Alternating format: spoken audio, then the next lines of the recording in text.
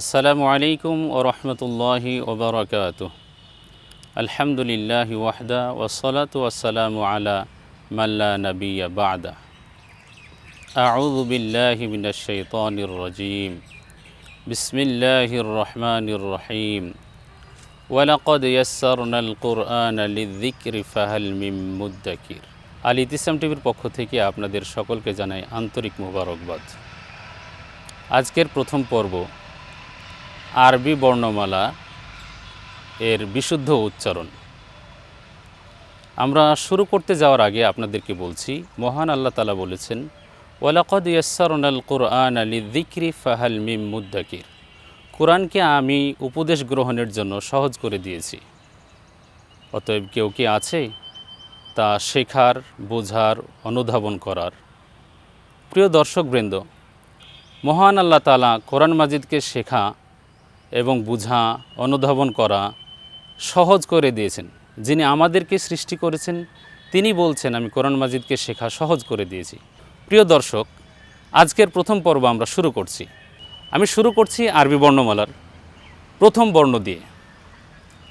আরবি বর্ণমালাগুলোকে আরবিতে বলে হরফ। একটা একক বর্ণকে বলে হরফ, আর আলিফ থেকে ইয়া পর্যন্ত মোট 29 বর্ণকে বলে হরফ। তো শুরু করছি আলিফ দিয়ে, সে সাথে সঙ্গে থাকার জন্য অনুরোধ জানাচ্ছি। প্রিয় দর্শক ভাই বোন, আপনারা খেয়াল করুন আমরা আলিফ কিভাবে লিখছি। আমরা এখান থেকে লম্বা একটা দাগ দিলাম, এটা হলো আলিফ। খেয়াল করুন আলিফের ধরন একই রকম হবে, এরকম লম্বা দাগ থাকলে হবে আলিফ। আপনারা আমার সাথে একবার উচ্চারণ করুন, আলিফ। জি, আরেকবার বলুন, আলিফ। মাশাআল্লাহ, খুব সুন্দর পেরেছেন, আলহামদুলিল্লাহ। চেষ্টা করুন, বারবার বলতে থাকতে হবে, তাহলে হয়ে যাবে ইনশাআল্লাহ। এরপরে আমরা কয়েকটি বর্ণ আপনাদেরকে একসঙ্গে শেখাবো। দেখুন,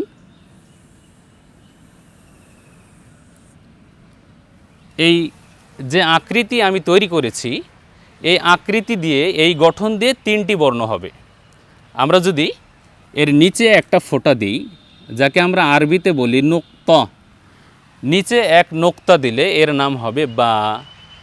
খুবই সহজ। জি বলুন, বা। বা নিচে এক নোক্তা থাকলে এর নাম হবে বা। আমরা যদি এই নোক্তাকে মুছে দিই, তাহলে এই নোক্তার ওপরে যদি আবার 2টা ওপরে নোক্তা দিই, ওপরে যদি 2 নোক্তা দিই, তাহলে এর নাম হবে তা। তা খুবই সহজ। আমরা এখন তা শিখলাম। এইখানে যদি আমরা উপরে আরেকটা নোক্তা দিই, তাহলে এর নাম হবে সা। জিহ্বার আগা, সামনের ওপরের সম্মুখ ভাগের প্রশস্ত 2টি দাঁত, এই 2 দাঁতের আগার সঙ্গে জিহ্বা লাগালে উচ্চারণ হবে সা। খুবই নরম করে আওয়াজ বের করতে হবে, সা সা, এভাবে বলতে হবে। প্রিয় দিনী ভাই বোন, দেখুন আমরা 4টা বর্ণ শিখে গেছি। আমরা যে 4টা বর্ণ শিখেছি, সেই 4টা বর্ণ আপনাদেরকে আমরা লিখে দেখাচ্ছি। আমরা প্রথম বর্ণ শিখেছি আলিফ, এর পরের বর্ণ শিখেছি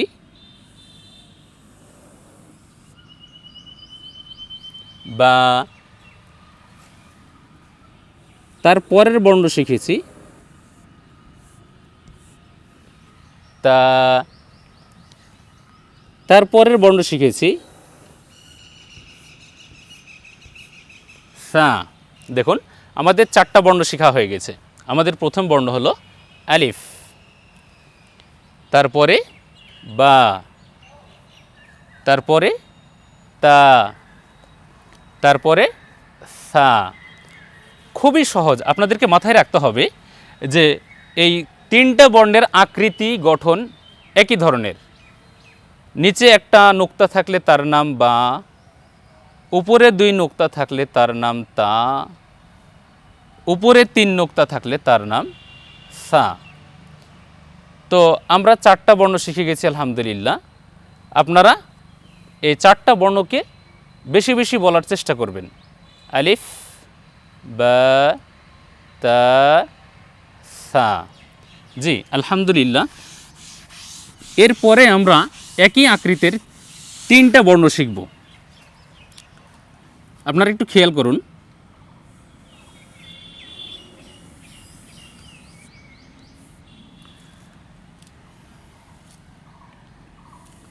আমরা 3টা বর্ণ লিখছি। 3টা বর্ণের আকৃতি একই ধরনের, নাম পৃথক পৃথক। জি দেখুন, প্রথমে যে বর্ণ লিখেছি নিচে এক নোক্তা, এর নাম হলো জিম। এই বর্ণ আমরা উচ্চারণ করব জিহ্বার মধ্যখান তার বরাবর উপরে তালুর সঙ্গে লাগিয়ে, জিম। জি, নিচে এক নোক্তা দিয়ে এর নাম হলো জিম, আমরা উচ্চারণ করব জিম। জি, আমি হাত রাখছি, আমরা বলছি এবং আপনারা আমার দিকে দেখেন আমি কিভাবে বলছি, জিম জিম। জি, তারপরের বর্ণে যাচ্ছি। জিম বর্ণের মতোই দেখতে, কিন্তু এই বর্ণে কোনো নোক্তা নেই, নোক্তাবিহীন বর্ণ, যার নাম হলো হ্যাঁ। একটু বাতাস বের করে বলতে হবে, চেপে বলতে হবে, হ্যাঁ হ্যাঁ হ্যাঁ, এভাবে বলতে হবে। জি প্রিয় দর্শক, তারপরে দেখুন, তারপরের বর্ণ একই আকৃতির কিন্তু নোক্তা আছে ওপরে, এর নাম হলো খ। আমরা খুব সহজভাবে উচ্চারণ করব, খ। তাহলে আমরা পেলাম যে যেই বর্ণের নিচে নোক্তা থাকে সেই বর্ণকে বলে জিম। যেই বর্ণে কোনো নোক্তাই নেই, নোক্তাবিহীন, সেই বর্ণের নাম হলো হ্যাঁ। তারপরে যে বর্ণের ওপরে নোক্তা তার নাম হলো খ। আলহামদুলিল্লাহ, আমরা ইতিমধ্যে 60টি বর্ণ শিখে ফেলেছি। প্রথমে আমরা পড়লাম আলিফ। আমি আপনাদেরকে একটু লিখে দেখাচ্ছি, আপনারা একটু খেয়াল করুন।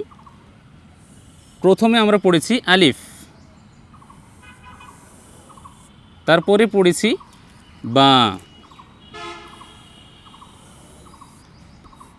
তারপরে আমরা পড়েছি তা,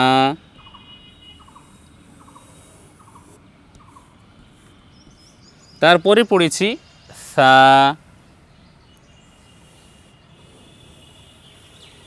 তারপরের বর্ণ পড়েছি জিম, তারপরের বর্ণ পড়েছি হা, তারপরের বর্ণ পড়েছি খ। আলহামদুলিল্লাহ, দেখুন আর আমার সঙ্গে একবার বলার চেষ্টা করুন। আলিফ, বা, তা, সা, জিম, হা, খ। আলহামদুলিল্লাহ, আমরা 60টি বর্ণ শিখে গেলাম। এরপরে আমরা যে বর্ণ শিখব, দেখুন একই আকৃতিতে 2টি বর্ণ হবে। এখন এই বর্ণের নাম হলো দাল, এই বর্ণের নামও হলো দাল। দুটাই দাল, দালের আকৃতি এরকম বেঁকা হয়ে নামবে, একটু বাঁকা হবে, বাঁকা হবে। প্রথমটা হলো দাল, আর দ্বিতীয় দালের উপরে যদি আমরা একটা নুক্তা লাগিয়ে দিই তাহলে এর নাম হবে দাল। আমরা প্রথম বর্ণ পেলাম দাল, আর দ্বিতীয় বর্ণ দালের মতোই ওপরে এক নুক্তা দিলে তার নাম হবে দাল। নরম করে বলতে হবে, দাল বর্ণ একটু শক্ত হবে উচ্চারণে, উচ্চারণ হবে এরকম দাল, আর দ্বিতীয় বর্ণ উচ্চারণ হবে দাল। আমরা দাল বর্ণকে একটু নরম করে বলবো। ওই যে প্রথমে আমরা শিখলাম সা বর্ণ, সা বর্ণ শিখেছি যখন, তখন আমরা বলছিলাম যে জিহ্বার আগা সম্মুখ ভাগের ওপরে 2 প্রশস্ত দাঁতের আগার সঙ্গে লাগিয়ে আমরা বলবো সা। তাহলে সা যেমন করে আমরা উচ্চারণ করেছি, আমরা দালকে ওইভাবে নরম করে উচ্চারণ করব, দাল। প্রিয় দিনী ভাই, আমরা প্রথমে পেলাম দাল, আর তারপরের বর্ণ পেলাম দাল। আলহামদুলিল্লাহ, আমাদের 9টি বর্ণ শেখা হয়ে গেল। এরপরে দাল দাল এবং জালের মতোই, কিন্তু কাছাকাছি নয়, একটু পৃথক আছে। দাল একটু পেঁচানো ছিল, বাঁকা ছিল। আর এর পরের বর্ণ আমরা যেটা পড়ব, পরের বর্ণ আমরা যেটা শিখব তা হলো, দেখুন আমি লিখছি, আপনারা দেখুন, এটাকে বলবো আমরা র। আর এ বর্ণেও হলো র, দুটাই র। এ বর্ণ র আর এ বর্ণ র, কিন্তু র এর বর্ণের মতো, র বর্ণের মতোই আরেকটি র লেখার পরে যদি আমরা ওপরে একটা নুক্তা দিই, তাহলে এই বর্ণের নাম হবে যা। তাহলে প্রথম বর্ণ পেলাম র আর দ্বিতীয় বর্ণ পেলাম যা। যা বর্ণকে আমরা উচ্চারণ করব জিহ্বার আগে এবং নিচের দাঁতের সামনের দুই দাঁতের পেটের সঙ্গে লাগিয়ে বলবো যা। একটু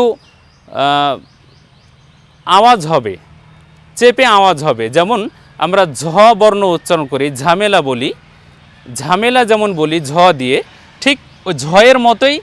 ঝ হবে না বাংলা বর্ণের মতো, পুরোপুরি কাছাকাছি হবে না, এটি একটু পৃথক হবে, চিকন হবে, যা হবে এর উচ্চারণ যা। প্রিয় দর্শক দেখুন, প্রথম বর্ণ আমরা পড়লাম র আর দ্বিতীয় বর্ণ পড়লাম যা। আপনারা একটু আমার সঙ্গে 5 বার বলুন এই বর্ণটি, যা যা। আলহামদুলিল্লাহ, অনেক সুন্দর পেরেছেন। আমরা 11টি বর্ণ শিখলাম। এরপরে আমরা শিখব, দেখুন জায়ের পরের, র এবং জায়ের পরের 2টি বর্ণ আমি লিখছি, আপনারা দেখুন। ওপরে 3 দাঁত হবে, 3 দাঁতের পরে নিচে একটা পেট হবে, এই পেট। তাহলে আমরা একে বলবো সিন। আমরা যখন ইংরেজি লেটার পড়ি তখন আমরা উচ্চারণ করি এ বি সি, তো আমরা এই বর্ণকে পড়ব সিন বলে, উচ্চারণ হবে সিন। একটু চিকন আওয়াজ হবে, সিন এরকম আওয়াজ হবে। তাহলে আমরা এখানে লিখলাম সিন আর এখানেও লিখলাম সিন, 2টা বর্ণ একই। কিন্তু আমরা যদি এই সিনের ওপরে 3টা নুক্তা বসিয়ে দিই, তাহলে এটা হয়ে যাবে শিন। উচ্চারণটি একটু বাতাস মোটা হবে, বেশি বাতাসের সাথে উচ্চারণ করতে হবে। আগের বর্ণ ছিল একটু চিকন, আর পরের বর্ণ উচ্চারণে একটু বাতাস বেশি বের করে উচ্চারণ করতে হবে, শিন শিন। প্রিয় দর্শক, আমরা যখন বর্ণগুলো উচ্চারণ করব তখন খেয়াল করবেন যেন আমাদের জিহ্বা এবং ঠোঁট এলোমেলো না হয়ে যায়। এলোমেলো হলে বর্ণগুলো শুদ্ধ উচ্চারণ হবে না এবং সম্ভবও হবে না। এজন্য আপনাদের প্রতি অনুরোধ থাকবে যে আপনারা যখন বলবেন তখন একটু কষ্ট করে আমার মুখের দিকে তাকিয়ে থাকবেন যে আমি কিভাবে উচ্চারণ করছি। দেখুন আমরা বলছি সিন, সিন যখন আমি উচ্চারণ করছি তখন আমার ঠোঁট কিন্তু বাঁকা হচ্ছে না। আর এরপরে যখন শিন বলছি, শিন বলার সময়ও কিন্তু ঠোঁট বা মুখ গোল হবে না। দেখুন শিন শিন শিন, আমরা এইভাবে উচ্চারণ করব। প্রিয় দর্শক দেখুন, আমরা প্রথমে শিখলাম সিন, এর পরের বর্ণ শিখলাম শিন। মাশাআল্লাহ, আপনারা চেষ্টা করতে থাকুন, ইনশাআল্লাহ আল্লাহ সহজ করে দেবেন ইনশাআল্লাহ। এর পরের বর্ণ দেখুন, আমরা 2টি বর্ণ লিখব একই আকৃতির।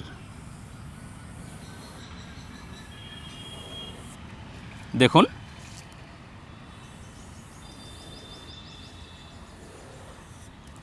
এটাকে বলবো আমরা সদ, এ বর্ণকে বলবো আমরা সদ। সিনের মতো হবে না, আবার শিনের মতো হবে না, এটা একটু পৃথক হবে, উচ্চারণে একটু পৃথক হবে। দেখুন স, আমরা বলবো স সদ। আমরা প্রথমে যে বর্ণ লিখেছি এ বর্ণ হলো সদ, দ্বিতীয় যে বর্ণ লিখেছি এ বর্ণের উচ্চারণ হলো সদ। কিন্তু এইখানে যদি আমরা উপরে একটা নুক্তা বসিয়ে দিই তাহলে এর উচ্চারণ হবে দদ দদ। প্রিয় দিনী ভাই, আমরা প্রথমে শিখলাম এ বর্ণ সদ, আর দ্বিতীয় বর্ণ একই আকৃতির। দেখুন লেখাতে বর্ণর লেখা ধরন একই আকৃতির হবে, কিন্তু পার্থক্য কি? পার্থক্য হলো একটা নুক্তা, একটি নুক্তাতে একটা বর্ণের রূপ পরিবর্তন করে দেয়। তো এটার উচ্চারণ হচ্ছে বদ। প্রিয় দিনী ভাই, আমরা যে 29টা হরফ উচ্চারণ করি বা কোরআন মাজিদ যখন তেলাওয়াত করি, তখন সবথেকে বেশি কঠিন হলো আমাদের এই বদ বর্ণ। আমরা না জানার কারণে অনেকে অনেক ধরনের ভুল করে থাকি। তবে আপনাদের জন্য সহজ করে দিচ্ছি যে আমরা যখন এই বর্ণ উচ্চারণ করব, তখন এই বর্ণ উচ্চারণ করার সময় শেষের দাঁতের দিক থেকে আমরা গণনা করে আসব। শেষের দাঁতকে বলে বাংলা নাম হলো পরিপক্ক দাঁত। শেষের পরিপক্ক দাঁত একটা নিব, ওপরের মাড়ির এক পাশের একটা দাঁতকে নেব, যার নাম হলো পরিপক্ক দাঁত। পরিপক্ক দাঁত একটি, তারপরের পাশাপাশি 3টি দাঁতকে বলে পেষণ দাঁত। যেই দাঁত দিয়ে শক্ত জিনিসকে চিবিয়ে ভুতা করা হয়, পিষে ফেলা হয়। তো পরিপক্ক দাঁতের পরের 3টি দাঁত সিরিয়ালে পাশাপাশি 3টি দাঁতকে বলে পেষণ দাঁত। তাহলে পরিপক্ক দাঁত একটি, পেষণ দাঁত 3টি, 4টি। তারপরের দাঁতের নাম হলো, শেষের দিক থেকে আসতে তারপরের দাঁতের নাম হলো হাস্য দাঁত। বাচ্চারা যখন হাসে, খটখট করে যখন হাসে যখন, তখন যে দাঁতটি বের হলে খুব সুন্দর লাগে তার হাসিটা, সেই দাঁতকে বলে হাস্য দাঁত। তাহলে 5টা দাঁত মিলে এই বর্ণ উচ্চারিত হবে। শেষের দাঁত পরিপক্ক, পরের দাঁত হলো পেষণ দাঁত 3টা, দিয়ে হলো 4টা, হাস্য দাঁত একটা, 5টা দাঁতের সমন্বয়ে এই বর্ণ উচ্চারিত হবে। দেখুন জিহ্বার গোড়ার সাইডটা ওপরের দাঁতের সাথে লাগিয়ে দিয়ে উচ্চারণ করতে হবে বদ। আমি যে দাঁতের নাম বলে আপনাদেরকে উচ্চারণের কথা বলছি, আপনারা এটা খুব ভারী মনে করবেন না, মুশকিল মনে করবেন না, একেবারেই সহজ। শুধু জিহ্বার সাইডটা, জিহ্বার গোড়ার সাইডটা ওপরের দাঁতের সাথে লাগিয়ে উচ্চারণ করতে হবে বদ।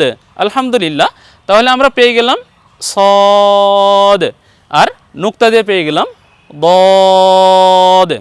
প্রিয় দিনী ভাই, আজকের এই পর্বে আমরা যে কয়টি বর্ণ শিখলাম, আমরা একটু আপনাদেরকে দেখাচ্ছি, আপনারা দেখুন আর আমার সঙ্গে বলতে থাকুন। প্রিয় দর্শক, দেখুন আমরা যে কয়টা বর্ণ শিখলাম, আমরা একবার করে উচ্চারণ করি, আমার সঙ্গে আপনারা বলুন। প্রথমে আমরা শিখেছি আলিফ। জি বলুন, আলিফ। বা, বা, তা। জি আবার বলুন, তা, সা। এই বর্ণকে বলেছি আমরা কি, একটু নরম বাতাস করে, বাতাস বের করে উচ্চারণ করতে হবে, সা। তারপরে দেখুন একই আকৃতির 3টা বর্ণ। প্রথমটা হলো জিম, হা, খ, দাল, যাল, র, জা, সিন, শিন। আরও 2টি বর্ণ আমরা শিখেছি। আমি একটু মুছে দিচ্ছি, দিয়ে 2টা বর্ণ আপনাদেরকে লিখে দেখাচ্ছি। দেখুন আমরা যে 2টি বর্ণ শিখেছি,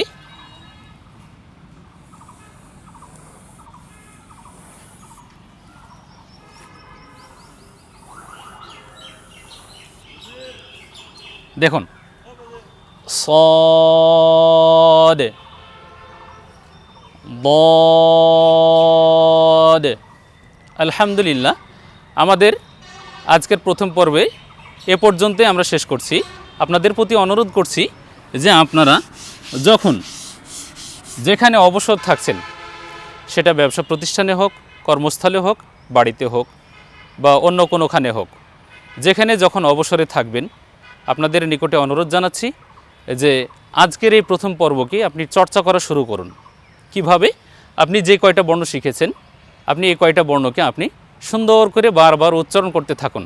আমি আপনাকে আরও অনুরোধ জানাচ্ছি যে আপনি যদি আরও ভালো করতে চান, তাহলে আপনি অবশ্যই খাতা কলম সাথে রাখবেন। খাতা কলম সাথে রেখে আমি যেভাবে লিখলাম, যেমন আপনাকে একটু দেখাচ্ছি যে আমরা আলিফ লিখলাম, এইভাবে আলিফ লিখলাম, তো আমি চক ধরেছি একটু বাঁকা করে, কিন্তু আপনি যখন খাতা কলমে লিখবেন তখন এরকম লম্বা টান দিলেই কিন্তু হয়ে যাবে। তারপরে যখন আমরা বা লিখলাম, বা দেখুন আমি কিন্তু চক ধরে এইভাবে টান দিয়ে লিখেছি বা, কিন্তু আপনি যখন কলম দিয়ে লিখবেন তখন কলম এভাবে ধরে টান দিলেই কিন্তু বা হয়ে যাবে। তো সুন্দর করে শেখার জন্য যে পরামর্শ আপনার নিকটে থাকছে তা হলো যে খাতা কলম সাথে রাখুন, খাতা কলম সাথে রেখে লিখুন এবং বারবার মুখে উচ্চারণ করার চেষ্টা করুন, ইনশাআল্লাহ সহজ হয়ে যাবে। তো আজকে এ পর্যন্তই আপনাদের জন্য পড়া থাকলো। আপনারা বেশি বেশি চর্চা করুন। পরবর্তী পর্বে আবার আপনাদের সাথে দেখা হচ্ছে ইনশাআল্লাহ। এ বলে শেষ করছি। আসসালামু আলাইকুম ওয়া রাহমাতুল্লাহ।